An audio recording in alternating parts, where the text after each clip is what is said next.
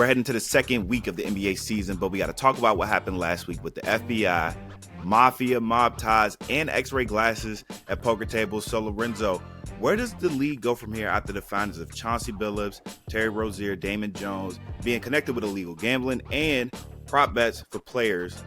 Yeah, this is a missing situation, honestly. Like, I don't see this is a lose-lose for everyone involved, literally. I think the league is going to have some problems, really, with public perception, trust.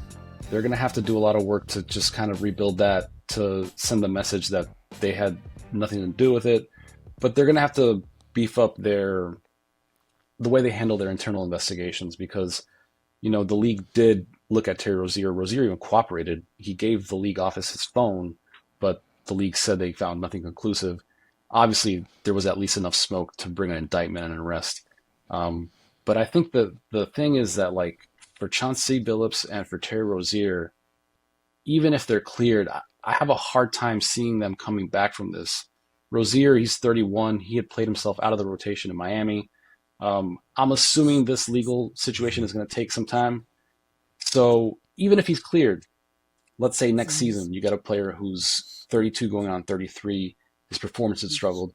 I don't see teams looking to take a chance on a guy who was at least connected to a case like that. Billups, he just signed a 2-year extension in the offseason, but it's kind of the same thing. As much as I like what Portland has done, they've looked okay, they've improved with him, but it's really messy, it's sticky, and I think teams know that fans are going to be hypersensitive to this.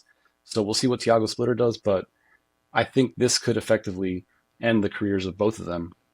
Again, even if they are cleared in the investigation. Looking back at some of the games from last week, what was your biggest surprise from the opening week?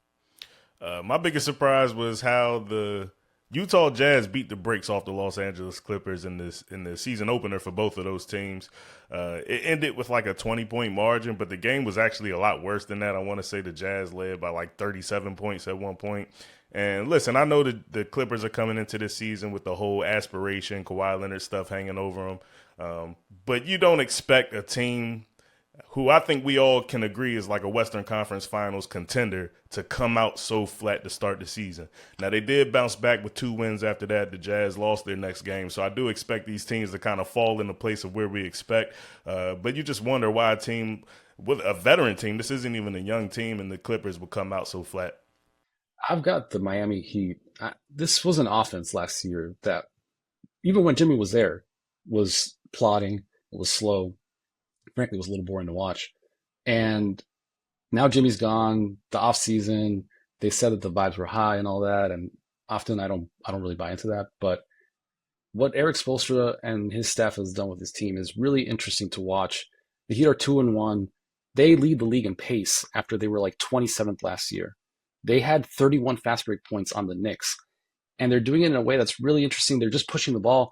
They're not setting picks, which is fascinating because in the modern NBA, when teams set picks and rolls, defenses can kind of like switch on guys, and you can like really make it difficult to score offense. They're not even setting picks. They're just running down the floor and putting the ball in the hoop. And I don't know that it's sustainable, but it's something I'm going to keep watching.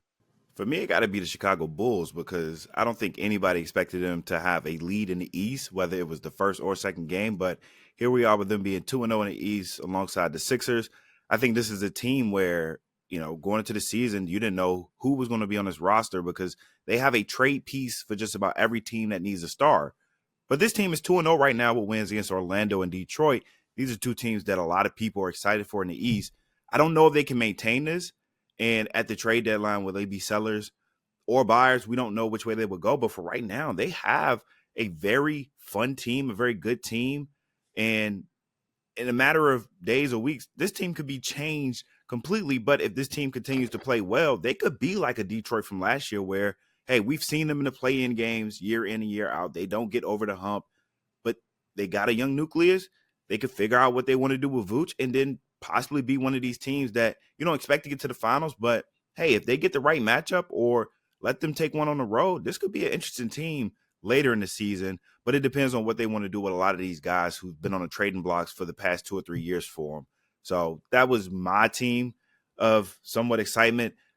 Can we talk about the Rockets? Because what's going on with them? Is there any concern with the way they started the season? Things don't look as, you know, clear as what we thought this team would be to start off. I'm not so concerned about the Rockets. It's only been a couple of games. I think we've seen flashes of the team that we all think they can be within those 2 games. They just haven't really been consistent over the course of those 2 games. The first game, we seen Şengün really go off and show that he can be someone they can run their offense through. They didn't necessarily get that against the Pistons. Jabari Smith played really well that first game. Amen Thompson. Those guys didn't necessarily show up in that next game where KD has kind of been the consistent offensive force we thought he could be. And so as long as they have Kevin Durant scoring the way he is, I do think they want to give him some help so he doesn't have to play so many minutes. But I think if they can get these other guys to play consistently from game to game, I wouldn't be worried about the Rockets at all. Yeah, I'm with Prince. I have zero concern here. I mean, the 2 games that they lost were against the defending champs and a very good Pistons team, and they lost by a combined 5 points. The the Thunder game was interesting because, like, I'm watching that and I'm like, this is a game that if I'm Houston, I feel like we should have had that because that KD foul late, that was a mistake. There were a few other just inconsistencies there, and to Prince's point, I mean, there are a lot of new pieces there, KD being the biggest one, and people getting in new roles. I think that will take some time for everyone to figure out where they fit and how they fit. Um, what I like about the Rockets is that I think matchup to matchup, they have a lot of versatility where you can sort of change what you do versus the opponent you're playing against. I think it'll take time, but I do think point guard is a problem. Yeah, that's why I do have a concern for this team because right now they are trying to figure it out. My concerns is when you're in the playoffs and you want to get KD a shot. You want to set him up on that low corner baseline to get him in position to make some type of play. Who's going to give him the ball? We've seen that they're bringing in guys who aren't traditional point guards to play point guard. I think trading for somebody like a Trey Jones, or trying to find somebody that is cheap that you can probably bring in off the streets. I don't know what point guards are available. Rondo would be a perfect point guard for this team, but he's definitely not coming back into the league. But they need somebody that can set up plays for Şengün and KD or get these other guys involved because it's a lot of standing and a lot of watching. And with a traditional point guard, you could find some easy buckets for Jabari Smith. You can get Thompson in a position where he's not just trying to attack down here from the top of the key. It may not be an issue for the regular season. They are on 2, but it's only 2 games in. I think they need somebody that can set the table for KD, for Şengün, and other guys once you get to the playoffs. We're talking about a team that's 0-2. Let's talk about the team that's probably the best team right now in the Spurs. Are they a legit threat to the West and to the NBA as a whole? Or are they just fortunate enough to play a lighter schedule and you have probably the best player in the game right now going off? And so I picked them to be in the Western Conference Finals. I did have them losing, but I like this team a lot. Wemby is like, I mean, we're seeing things that like I don't think we've ever seen. You could be scrolling Twitter and you're like, it's like new Wemby highlight and you're like, wait, I've already seen this one. But like, no, it's a different one. Like the man is doing things that are just crazy. But they've played the Pelicans, the Nets, and the Mavericks without Kyrie Irving. So I do want to see them do this against better competition, but I think Wemby's just playing out of his mind, and Dylan Harper's looking nice. De'Aaron Fox hasn't even stepped on the floor because he's been hurt. This is a team that if they get everything in order, I really could see them making some noise. Yeah, I'm kind of where Lorenzo is. I need to see this against better competition. But what I will say is I wasn't as high on the Spurs going into the season. I thought they were maybe a fringe playoff team, play-in team. And I will go ahead and admit I was wrong about that. I think they're locked to make the playoffs as long as Wemby stays healthy. At the way he's playing, this dude is otherworldly, man. But the thing is, okay, they make the playoffs. Are they going to compete for a championship? I don't think so yet. I think Nikola Jokic has proven the last few years without the right pieces around you, it's really hard to get to the championship, let alone win it. And I'm not sure if I trust everyone else around Wemby, even though they are playing decently as a team right now. They haven't done it against the best competition in the league yet. So I do need to see them against the OKCs of the world, against the Houstons of the world, just to see how ready guys like Dylan Harper are, Stephon Castle, these guys, Devin Vassell. They still don't have De'Aaron Fox yet, so that'll be a nice boost to the team. Harrison Barnes is obviously a vet. I'm not worried about him, but I wouldn't say they're a championship contender yet, but they are a playoff team. I think they're good. Are they going to be the best team out west for the whole year? No. I think too, like you said, they haven't played anybody yet. But how would this team go against a team that plays them 4 times in a row, or potentially 7 times in a row?